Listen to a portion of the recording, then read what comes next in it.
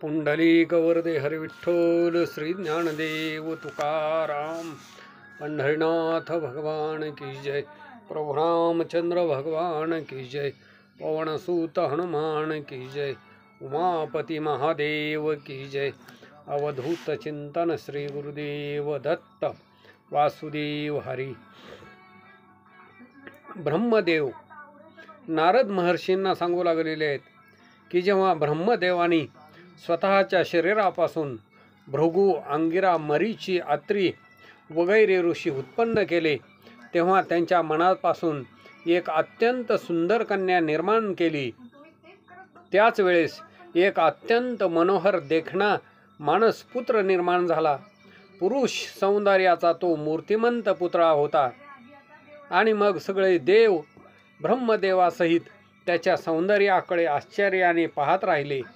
तो पुरुष विनम्रतेने नमस्कार करून ब्रह्मदेवाला म्हणू लागलेला आहे की हे देवा, मी कोणते काम करू? ब्रह्मदेवाने त्याला 5 पुष्पबाणांनी स्त्री आणि पुरुष यांना परस्पर मोहित करून या सृष्टीची रचना करण्याचे काम सांगितले। त्याच्या त्या कामबाणांनी ब्रह्मा, विष्णू, महेश ही वश होतील। गुप्त रूपाने प्राण्यांच्या हृदयात प्रवेश करून सृष्टीवर्धनास प्रवृत्त करण्याचे काम त्या सुंदर पुरुषाला ब्रह्माजींनी सोपवले। ब्रह्मदेव पुढे नारदांना सांगू लागलेले आहेत की अत्यंत सुंदर देखण्या अशा त्या माझ्या मानसपुत्राचे नाव मरीची वगैरे ऋषींनी ठेवले। दक्ष प्रजापतींनी त्याला राहण्यासाठी जागा आणि पत्नी देखील दिली। ऋषीगण त्याला म्हणाले, तू आमचे चित्त विचलित केलेस, म्हणून तुझे नाव मन्मथ या नावाने प्रसिद्ध होईल। तुझ्यासारखे दुसरे या जगामध्ये सुंदर कुणीच नाही, म्हणून तुझं नाव काम असं राहील। मदोन्मत्त करणारा म्हणून तू मदन आणि अहंकारयुक्त दर्पातून तू जन्माला आलेला आहेस, म्हणून तुझे नाव कंदर्प असेल।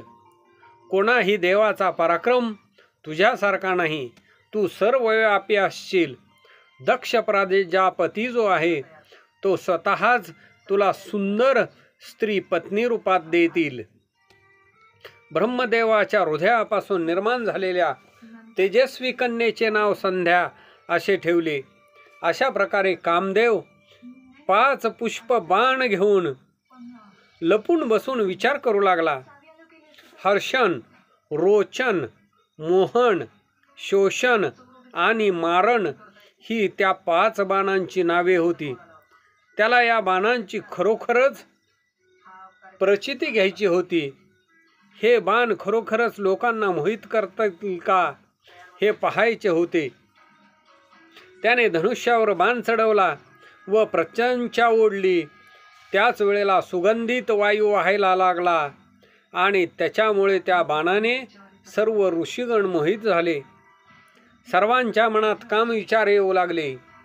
त्याच वेळेला ब्रह्मदेवांच्या देखील त्यांचीच मानसकन्या संध्याविषयी काम विचार जागृत झाला। मदनाला आपल्या शक्तीविषयी खात्री झाली आणि मग मात्र धर्माने सर्वांची ही अवस्था पाहून मनोमन शिवाचे, महादेवाचे स्मरण केले। आपल्या सुहृदांना या पाप भावनेतून मुक्त करण्यासाठी प्रार्थना केली। शिव प्रकट झाले आणि त्याच वेळेला स्वतःच्याच मुलीसाठी काम मोहित झाल्याबद्दल शिवानी ब्रह्मदेवाची निर्भत्सना केली। त्याच वेळेला ब्रह्मदेव लज्जित झाले। दक्षाच्या शरीरातील घामापासून एक स्वरूप सुंदरी कन्या निर्माण झाली। तिचे नाव रती। मात्र शंकरांनी ब्रह्मदेवांना दिलेल्या दोषामुळे ब्रह्मदेव लज्जित झाले। हे सगळं मदनामुळे झालं, म्हणून ब्रह्मदेवांना मदनाचा भयंकर राग आला आणि त्याच वेळेला ब्रह्मदेवानी मदनाला शाप दिला की पुढे शंकरांना तू मोहित करण्यासाठी जाशील। त्याच वेळेला त्यांच्याच तिसऱ्या डोळ्याने तू भस्म होशील. कामाने भयभीत होऊन करुणा भाकली. आपण केवळ आपल्या शक्तीचा अंदाज घेत होतो असं काम म्हणू लागला. याच्यावरती ब्रह्मदेव शांत झाले आणि तू शिवाच्या क्रोधामुळे भस्म होशील, पण शिव जेव्हा पार्वती बरोबर विवाह करतील त्यावेळेला तुला नवीन शरीर प्राप्त होईल. असा प्रकारचा आशीर्वाद ब्रह्मदेवानी मदनाला दिला.